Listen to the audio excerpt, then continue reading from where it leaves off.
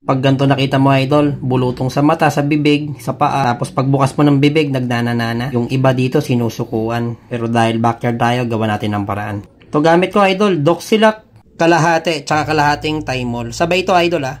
Yan, ito yun idol oh. Doxylac. Kalahati lang yan, tsaka kalahating Thymol. Pero pwede nyo rin gamitin Amtil na kalahati.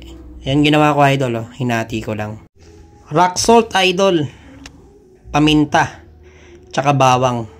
Turo ko sa inyo idol paano natin ginawa. Pag gabi na idol, subo mo yung paminta, Thymol na kalahati, tsaka kalahating Doxylac. Hindi ko na pinakita paano ko sinubo kasi baka bawal.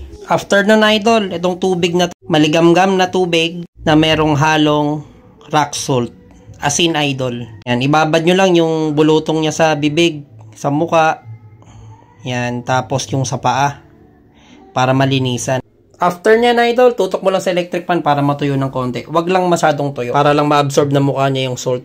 Yan, idol, ito po ay napakatrabaho. Halos 10 araw, 15 days mong gagawin. Pag natapos nating painumin, inisan, yung pinaka-bulutong niya idol, kakaskasan po natin ng bawang. Yan idol oh. Pati loob niya kakaskasan po natin. Sa experience ko idol, sobrang effective po nito. Mild lang idol, gentle lang yung pagkakaskas. Kasi mainit to eh. Kahit yung sa eczema ng tao, pag pinunas mo to idol, napaka-effective, nawawala.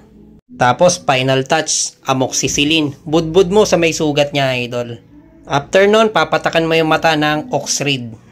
Yan, napaka-proseso idol.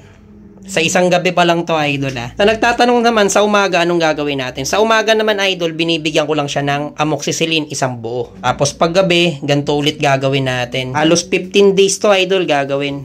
Pagkalipas ng 4 days, ito na itsura niya idol. Yan, hindi naman. May improvement na. Dry na yung muka.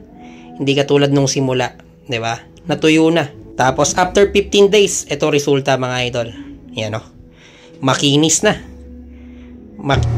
Puging-pugi mga idol. Yun lang idol. Sana po nakatulong. Yan. Sa nagtatanong bakit ganun yung kuha ng video natin kasi baka po bawal.